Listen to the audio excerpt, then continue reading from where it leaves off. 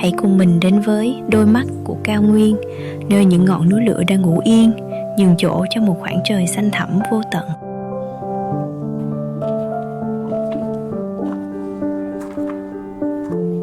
Đừng chỉ ngắm nhìn, mà hãy đi để cảm nhận nhịp đập của mạch sống đang nuôi dưỡng cả một thành phố.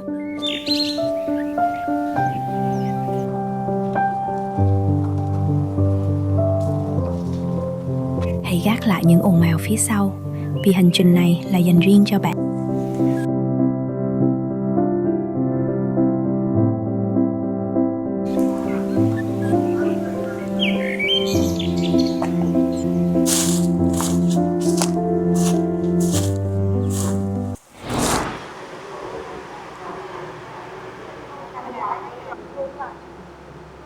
Mình đang đứng ngay tại lối vào của một trong những kỳ quan thiên nhiên rực rỡ nhất ở miền đất đỏ Tây Nguyên Việt Nam, biển Hồ Tân Ưng. Đập vào mắt phía trước là hàng thông xanh mướt, chưa gì mà mình đã có cảm giác rất khác lạ, mát mẻ và cực kỳ dễ chịu rồi đó. Có thể bạn chưa biết, Việt Nam mình chỉ có duy nhất 2 hồ nước ngọt được hình thành trực tiếp từ miệng núi lửa cổ, và nơi mình đang đứng chính là một trong số đó. Chắc chắn cảnh quan ở đây rất hùng vĩ. Trong video hôm nay, hãy cùng mình bước thật chậm và khám phá những điều mà ai đến đây cũng tò mò. Thứ nhất, tại sao giữa cao nguyên đầy nắng gió, nơi này lại mang một vẻ tĩnh lặng đến lạ kỳ? Liệu sự yên bình ấy có thực sự tuyệt đối như vẻ ngoài của nó? Thứ hai, tại sao nơi này được gọi là đôi mắt Pleiku? Có khi nào ẩn sau cái tên đầy chất thơ ấy là một huyền thoại nhuốm màu bi thương của người Charai cổ? Và điều bí ẩn nhất, dưới lòng hồ xanh thẳm kia thực sự có gì? Nghe đồn biển Hồ Tân Ưng sâu không đáy, nhưng sự thật có đúng là thế không? Không để cả nhà mình chờ đợi nữa, chúng ta hãy cùng nhau khám phá ngay bây giờ nào. Đi thôi!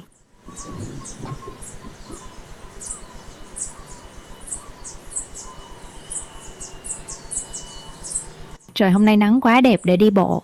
Mình khuyên là hãy nên tới đây vào mùa khô, tầm tháng 11 đến tháng 4 năm sau là chuẩn nhất, vì trời tạnh ráo, ít mưa bão. Vì chúng ta sẽ đi bộ khá nhiều, nên bạn nhớ chọn bộ đồ nào thoáng mát, đi giày thể thao nhé. Đừng quên mang thêm một chai nước để tiếp sức dọc đường. Lát nữa đi sâu vào trong cái nắng cao nguyên sẽ nhanh khát lắm đó.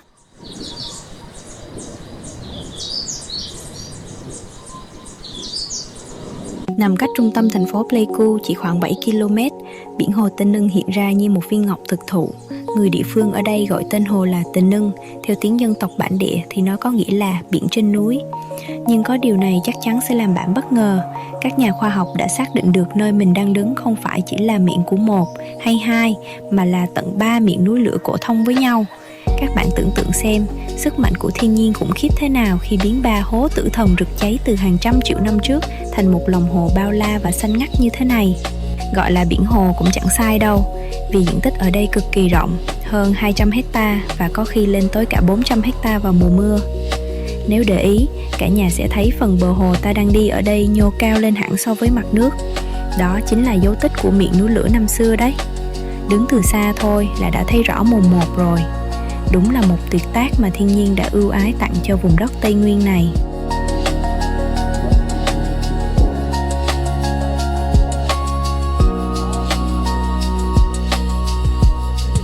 Cứ đi thẳng theo con đường giữa hai hàng thông này sẽ ra đến tận cùng của một dải đất nhô ra ngay giữa lòng hồ. Đây là nơi đặt tượng Phật Bà Quan Thế Âm Bồ Tát, một điểm tựa tâm linh cực kỳ quan trọng của người dân nơi đây. Cảm giác đi trên con đường mà xung quanh là nước và rừng cây bao bọc. Phía trước là sự che chở của đức tin, thực sự rất nhẹ lòng. Một lưu ý nhỏ cho cả nhà nhé, nếu đi theo đoàn có người già hoặc trẻ nhỏ, thì ngay từ cổng có dịch vụ xe điện 2 chiều đưa đón tận nơi, rất tiện lợi và tiết kiệm sức. Thế nhưng với riêng mình, việc thong dong đi bộ dưới tháng thông, hít hà mùi nhựa thơm và cảm nhận từng cơn gió mát mới là cách để cảm nhận hết vẻ đẹp nơi này. Cả nhà thấy sao? Nếu đến biển hồ, bạn sẽ chọn ngồi xe điện để thông thả ngắm cảnh, hay thích tự mình đi bộ trải nghiệm giống như mình? Hãy để lại ý kiến dưới phần bình luận cho mình biết nhé.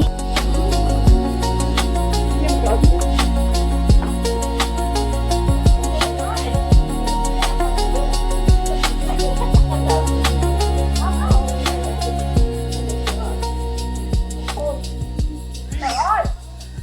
Đi về đấy, sao? Ta đến nơi rồi. Đây trước mắt mình là tượng Phật Bà Quan Thế Âm cao hơn 15 mét. Bức tượng đá nguyên khối trắng muốt nổi bật giữa màu xanh của nước và trời. Cảm giác thực sự rất bình yên phải không mọi người?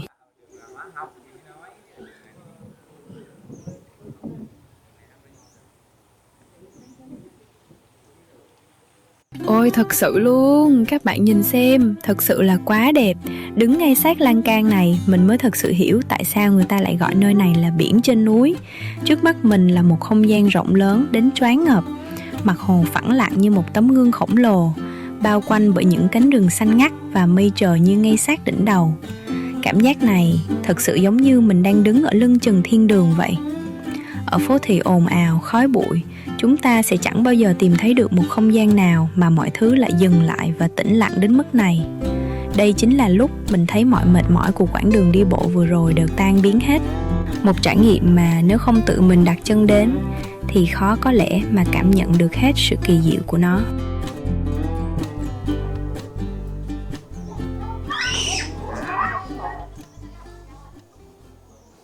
Lúc nãy mình từng thắc mắc tại sao khi bước chân vào đây mọi thứ lại tĩnh lặng đến lạ kỳ như vậy.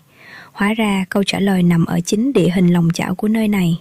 Các bạn cứ tưởng tượng biển hồ giống như một cái bát khổng lồ với phần bờ bao quanh chính là miệng núi lửa nhô cao. Chính bức tường thiên nhiên này đã chắn hết những cơn gió mạnh từ bên ngoài, giúp cho mặt nước phẳng lặng như gương. Ngay lúc này, chỉ cần đứng sát mép hồ thôi, mình đã cảm nhận được nhiệt độ giảm đi rõ rệt. Cái nóng hầm hập của đất đỏ Bazan ngoài kia hoàn toàn bị xua tan bởi hơi nước mát lạnh và bóng của những rừng thông. Ngoài yếu tố địa lý, mình còn được biết một điều rất hay là đối với người Charai bản địa, đây là vùng đất thiêng không được xâm hại. Có lẽ chính sự tôn kính đó của con người đã giúp cho nơi này giữ được vẻ nguyên sơ, không bị ô nhiễm tiếng ồn và luôn mang một không khí thanh tịnh đến khó tin. Và nếu bạn cũng là người yêu thích những không gian yên bình và muốn cùng mình khám phá thêm nhiều cung đường chữa lành như thế này, thì đừng quên nhấn like và đăng ký kênh để ủng hộ mình nhé.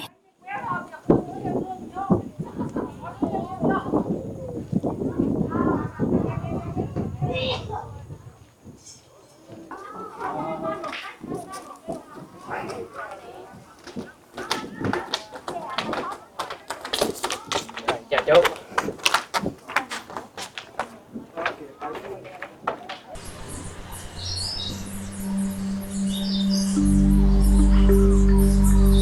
Còn bây giờ, mời cả nhà cùng mình tìm đường để đi xuống sát mặt hồ nhé. Dọc con đường này có rất nhiều lối mòn nhỏ rẽ xuống, mà lối nào cũng đầy lá thông khô, cảm giác như chuẩn bị đi lạc vào một khu rừng nguyên sinh nào đó vậy. Thú thật là mình cũng chưa biết chính xác mặt hồ khi nhìn cận cảnh sẽ như thế nào, nhưng cái cảm giác được thông dong đi dạo giữa rừng thông, tự mình mày mò tìm lối đi riêng thế này thật sự rất kích thích. Không biết có ai cũng hay có kiểu sở thích ngược đời giống mình không? Đứng trên cao nhìn xuống thôi chưa đủ, phải tìm đường xuống tận nơi để chạm tay vào nước mới chịu cơ. Để xem phía cuối lối rẽ này có điều gì bất ngờ đang chờ chúng ta nhé.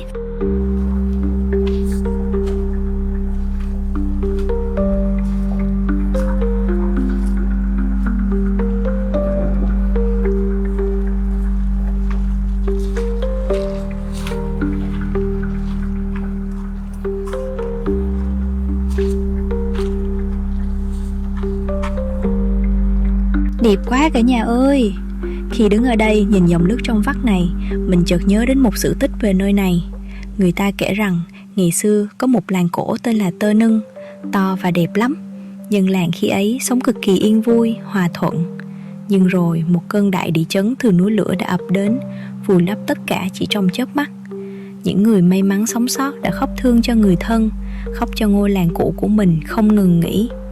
Nước mắt nhiều đến mức chảy thành suối. Rồi các dòng suối ấy cùng đổ về đây, tạo nên mặt hồ mênh mông mà chúng ta đang thấy. Cái tên Tơ Nưng cũng từ đó mà ra, như một cách để những người ở lại nhắc nhớ về kỷ niệm của ngôi làng cổ ấy.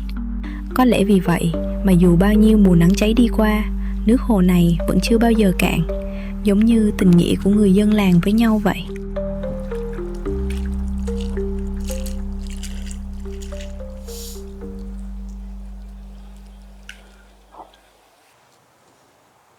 Nhưng tại sao người ta lại gọi nơi này là đôi mắt Pleiku? Một phần là vì hồ nằm ngay sát thành phố Pleiku, và nếu nhìn từ trên cao, biển hồ hiện lên như một viên ngọc bích lấp lánh giữa đại ngàn. Nó trong veo đến mức được ví như con mắt xinh đẹp và quan trọng nhất của cả phố núi này. Ít ai ngờ, để bình yên này lại được sinh ra từ những biến động dữ dội của hàng triệu năm trước. Mặt hồ phẳng lặng hôm nay, thực chất là vết tích của 3 miệng núi lửa cổ đã ngủ yên. Chính sự kỳ vĩ đó, khi kết hợp với nét hoang sơ của rừng già, đã tạo nên một đôi mắt lúc nào cũng trong veo, phản chiếu trọn vẹn cả bầu trời Tây Nguyên. Nếu bạn cũng đang cảm thấy lòng mình dịu lại trước vẻ đẹp này, hãy tặng cho video một nút like để cùng mình lan tỏa sự bình yên này nhé. Và có lẽ vì thế mà biển hồ đã trở thành nguồn cảm hứng cho rất nhiều nghệ sĩ, đặc biệt là bài hát Đôi mắt Pleiku cực kỳ nổi tiếng mà chắc hẳn người Việt Nam nào cũng đã từng nghe qua ít nhất một lần.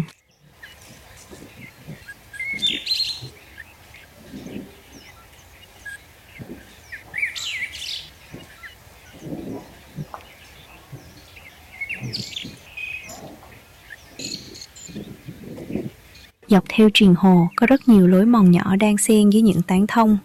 Mình nghĩ đây là một ý tưởng cực kỳ hay cho một buổi đi dạo và khám phá. Thay vì vội vã, việc chậm lại sẽ giúp ta cảm nhận rõ hơn hương vị của cao nguyên. Cứ đi thôi, vì mỗi lối đi nhỏ này đều sẽ dẫn bạn đến một góc nhìn rất riêng, nơi mà nét hoang sơ và yên bình của biển hồ hiện ra rõ rệt nhất. Đừng rời mắt khỏi màn hình nhé, vì ngay sau lối rẽ này, mình sẽ dẫn bạn đến một nơi để thấy rằng biển hồ không chỉ là một thắng cảnh để ngắm nhìn, mà nơi này còn mang trong mình một trọng trách cực kỳ quan trọng đối với mỗi người dân nơi đây. Đi thôi nào!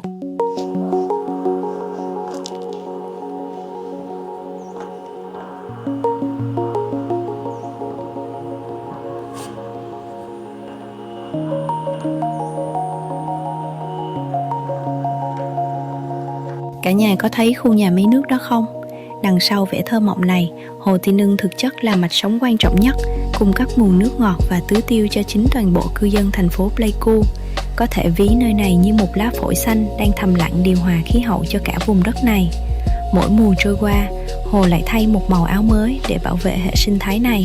Mùa khô, nước vơi để lộ những bãi bồi đất đỏ cho chim muông về kiếm ăn và làm tổ.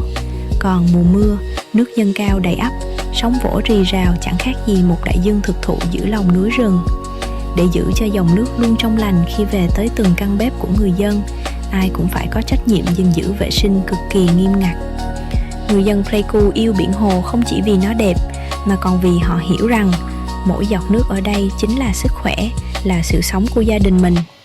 Chẳng phải suy cho cùng, bảo vệ thiên nhiên cũng chính là cách duy nhất để chúng ta bảo vệ mình, bảo vệ tương lai của chính chúng ta sao?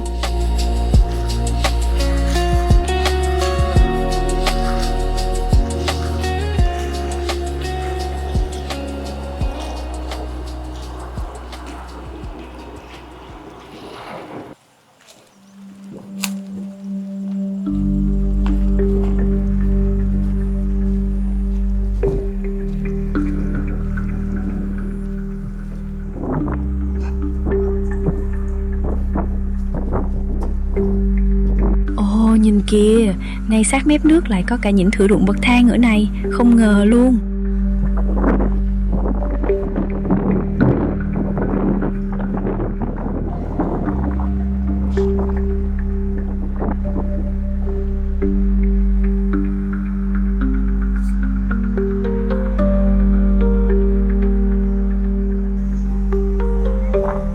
Đi dọc theo con đường mòn sát mép nước này, mình chợt nhớ đến một lời đồn đại bấy lâu nay về biển hồ, rằng nơi này sâu không có đáy. Còn bạn nghĩ sao về điều này? Thật ra sự thật lại có chút khác biệt. Dù nhìn thăm thẳm là vậy, nhưng qua hàng triệu năm, các lớp trầm tích đã bồi lắng và tạo nên lòng hồ như hiện nay. Với độ sâu trung bình khoảng 12 mét và điểm sâu nhất rơi vào tầm 40 mét. Con số 40 mét nghe thì có vẻ khiêm tốn, nhưng bạn cứ thử hình dung xem, nó tương đương với chiều cao của một tòa nhà 10 tầng đang chìm sâu dưới lòng nước kia đấy.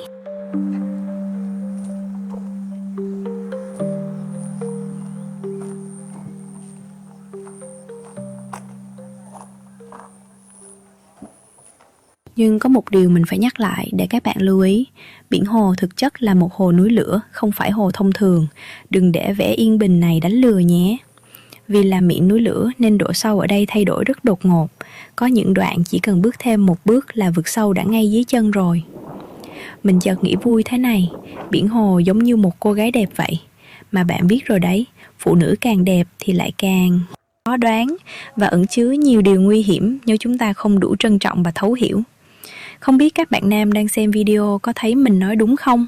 Hay các bạn nữ có đồng ý với sự ví von này của mình không? Hãy để lại ý kiến dưới phần bình luận cho mình biết với nhé. Vừa đẹp, vừa sâu thẳm, lại vừa có chút nguy hiểm. Có lẽ chính sự bí ẩn đó mới là điều khiến người ta cứ muốn tìm đến nơi này mãi không thôi.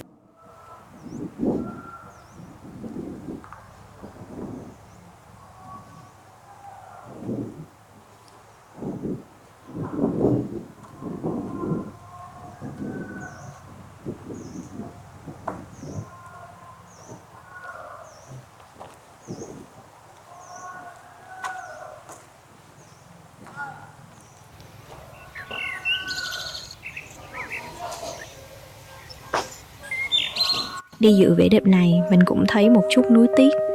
Biển hồ đẹp, rất đẹp là đằng khác, nhưng nơi này vẫn chưa được trân trọng và quan tâm đúng mức. Nhìn quanh đây, các dịch vụ vẫn còn rất thưa thớt, thiếu vắng sự đầu tư bài bản để xứng tầm với những gì thiên nhiên ban tặng. Có cảm giác như người ta đang có trong tay một báu vật, nhưng lại chưa biết cách để nó tỏa sáng và sử dụng nó sao cho đúng vị thế.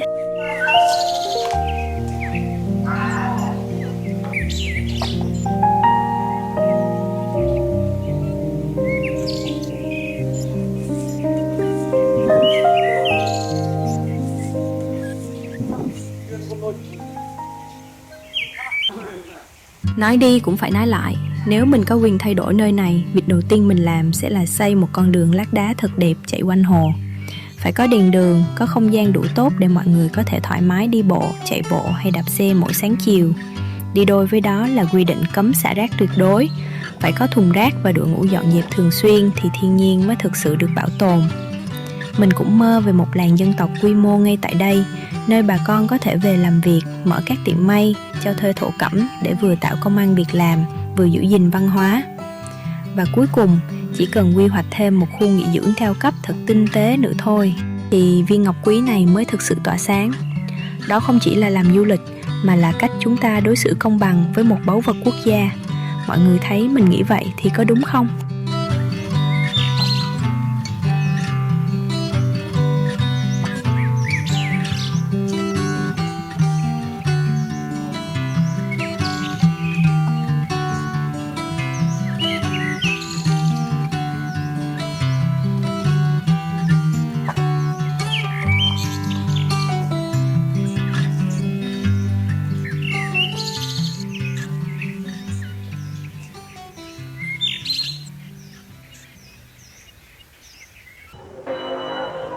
Nhớ bạn vẫn còn ở đây đến phút này, chứng tỏ bạn đã thật sự trở thành một phần của cuộc hành trình.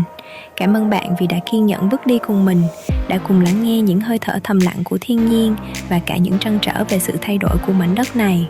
Chúng ta đã cùng đi qua những cung đường thông xanh mướt, giải mã những bí ẩn dưới lòng hồ núi lửa và cùng mơ về một tương lai nơi viên ngọc này được tỏa sáng đúng giá trị của nó. Nếu yêu thích những trải nghiệm như thế này, hãy nhấn like và đăng ký kênh để ủng hộ mình nhé.